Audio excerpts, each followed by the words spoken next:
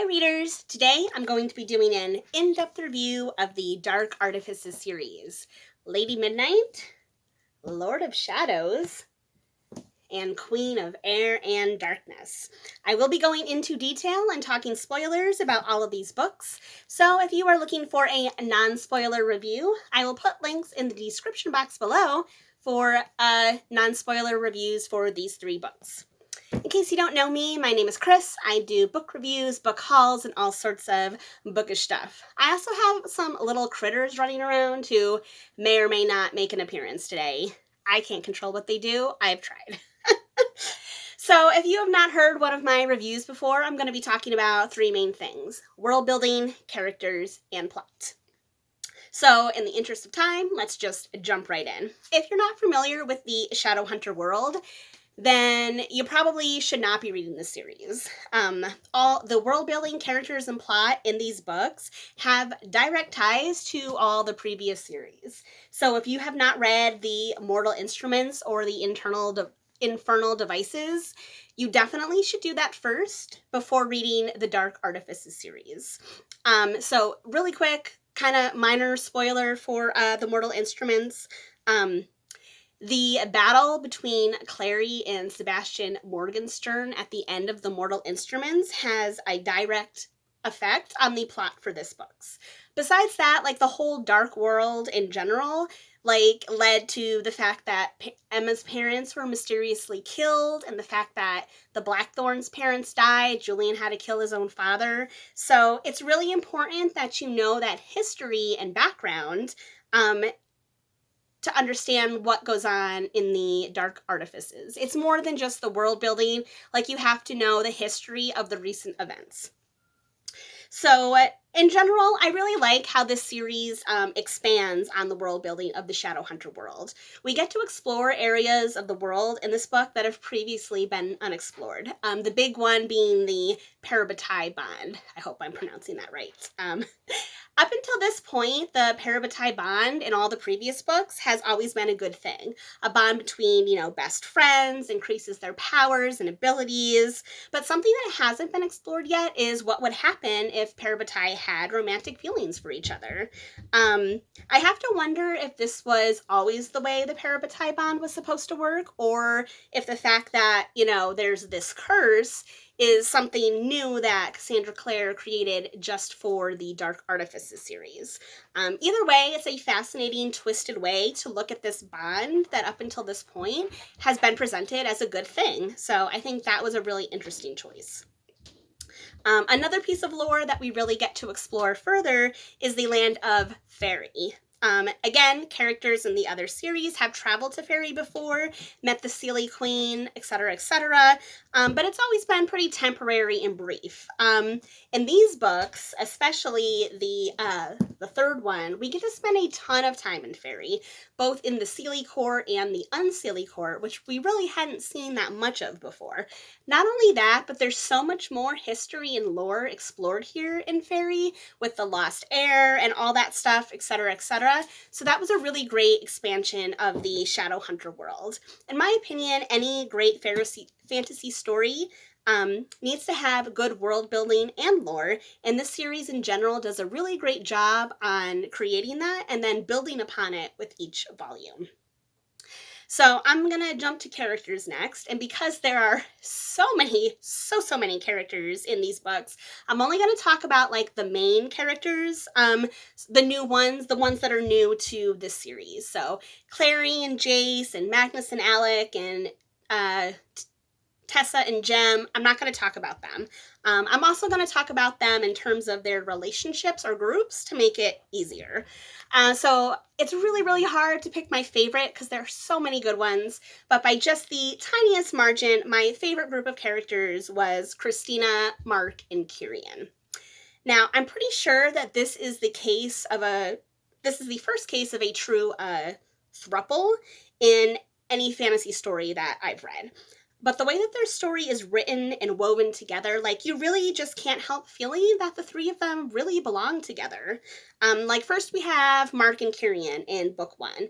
They met in the Wild Hunt, they fell in love. Their romance is very wild and romantic and sweet, but also kind of challenging. Then Mark and Kyrian are separated and Mark meets Christina. Now, after what happened to Christina and Perfect Diego, I automatically felt, sympathy for Christina and defensive for her, and I really wanted her to be happy. So when she started having feelings for Mark, I was like, yes, okay, they can be together. But then in book two, Lord of Shadows, Christina starts having feelings for Kyrian. She starts having those like sexy dreams about the three of them, and I'm like, ooh, okay. And then in book three, like, it goes even farther. So as I watched the three of them struggle and try to work out exactly what they had between them, like, when they finally realize, like, the three of them, that they belong together, how could anyone not be happy for them? Like, yes, at the end of the story, Kyrian does have to go off and be the Unseelie King, and I'm not sure if their, like, setup is gonna last, because they can't be together all the time, but as long as they're happy, then I'm happy for them. So next I want to talk about Diana and Gwen. I know, not Emma and Julian yet. I still love their story too, but it's all the ones around them that really made me fall in love with this series overall.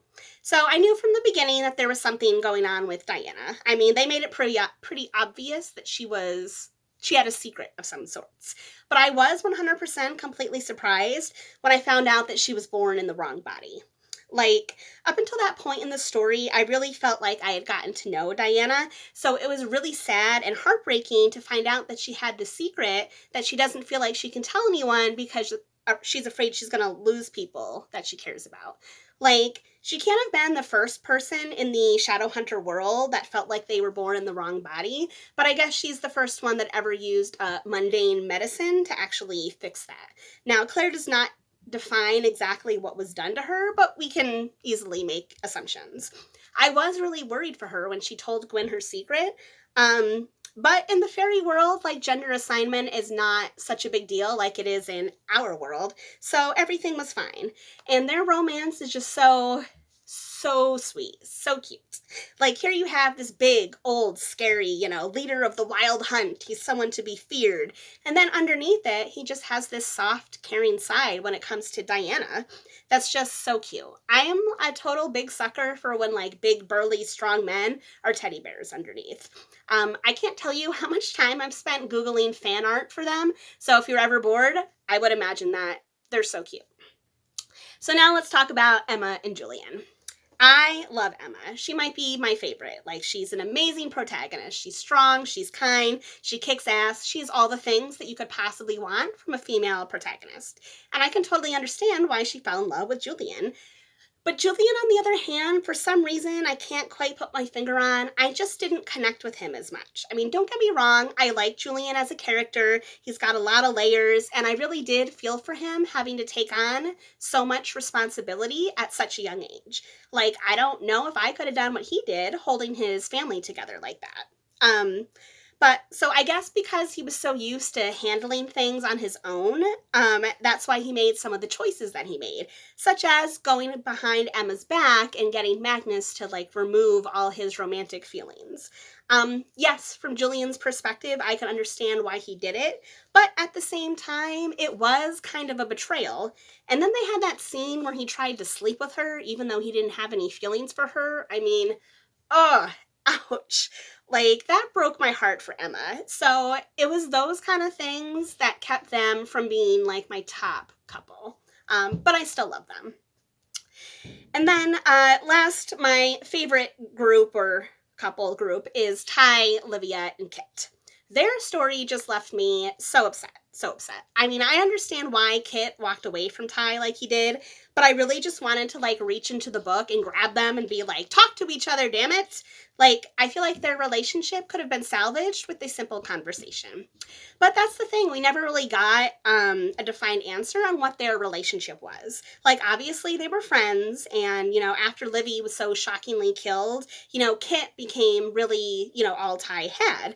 But the way that it was written from Kit's perspective, there was definite romantic undertones there. Please tell me I'm not the only one that felt that. But we never really saw Ty's perspective, so I don't know if any of those romantic feelings were reciprocated. Obviously, neither did Kit, and that's why he walked away like he did. So we also have another case with Kit here being, different from other shadow hunters because he's on the spectrum. So that was a really interesting choice to have these, twins, one boy, one girl, one being autistic. Again, Claire does not really define where Ty falls on the spectrum.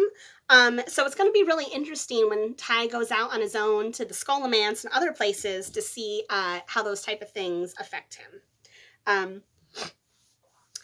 Again, I really want Claire to return to these characters. I hear that she does, because I really love them. With Ty, really quick, obviously they were setting up, there was some big secret there. I automatically had a feeling that it was somehow fairy or warlock related, so I wasn't 100% completely shocked when they revealed that he was a descendant of the heir of fairy at the very, very end of the book. I did feel it was kind of too convenient that they left it to the end like they did with a big battle, but that's okay. I mean, if he was part demon or angel, that would have been super shocking, but that's just not the way it played out. So that brings me to the youngest Blackthorns, Drusilla and Tabby. In the first book, Lady Midnight, I really didn't understand why they were there, quite honestly, other than, Malcolm kidnapping Ty to try to sacrifice him. As it was, we already have all these other characters, all these other plot lines going on, so I really didn't see how they fit in. Then all of a sudden in Lord of Shadows, they really gave Drew some more to do with her interactions with Jamie there. And then obviously in Queen of Air and Darkness, Drew really stepped up, taking over the place that, Libby left behind. And I really liked that Drew and Ty were able to bond over their little secret. I really thought that they were setting Drew up to have a romantic relationship with Jamie, and I'm actually glad that that's not what happened in the end. Instead of being a typical teenage girl who may throw a fit and cry that the guy doesn't like her, Drew very maturely accepted it, moved on, and then focused on what was important, like her family. So I really liked that for her. When it comes to Tabby, I did have a little bit of a difficult time putting my finger on exactly how old he was supposed to be. The other characters treated him like a baby, but it doesn't make sense that he is that much significantly younger than Drew and everyone else. So I picture him as being 7 or 8, but he's written more 3 or 4, maybe 5 at the most. So I was a little neutral on him because he didn't really have a lot of strong personality traits. So since I've talked about all the Blackthorns, I need to just mention Helen and Aileen really quick. It was really great to see Helen reunite with her family. I liked the fact that it was a struggle for her to fit in. I think if they had been an Insta family, it would have been less believable. And that also gave Aileen a chance to step up and really shine as a partner who was strong and confident and a true partner to Helen. And then I really loved at the end of Queen and Air and Darkness where Helen stood up for Drew and believed in her plan like a sister would, and they were able to bond. So opposite our long list of heroes that I mentioned, we do have our villains of the series, Malcolm, Annabelle, the Unseelie King, and the cohorts. When Malcolm was revealed as the main villain at the end of Lady Midnight, I was surprised about that. Again, through all the Shadowhunter novels, most warlocks have been portrayed as, good characters. Yes, maybe shadowy, mysterious, mischievous, but not downright evil like Malcolm obviously was. Malcolm clearly went through a lot in trying to raise Annabelle from the dead. But I actually think the most shocking thing about that situation was when Annabelle killed him. So I really like the whole theme of she did not want this for herself, did not want to be raised, and I liked how that came back around again at the end with Ty when he was trying to raise Libby from the dead. So, also what happened to Annabelle, her backstory was really, really sad in terms of, the Shadowhunter community turning on her. On one hand, I felt really bad for her that she was murdered for no reason. And I actually thought at one point that there would be a redemption arc for her, maybe she'd be able to come back even after the terrible things that she did because, she's undead and kind of crazy and maybe can't control herself. But that's not what happened. I guess there was no way she could be redeemed. They didn't really try to go down that road. So yeah, that did not work out for her. I was a little confused when Annabelle teamed up with Ash and the Unsealing King. That whole relationship was kind of weird. In fact, I thought the whole section where they went to Thule, the alternate dimension, was kind of weird. Like, obviously, there is precedence in the series, if you've read the other books, for alternate dimensions. We've seen it. It was just kind of strange that the way it happened. Up until that point in the series, I did think that Annabelle was, like, the big bad.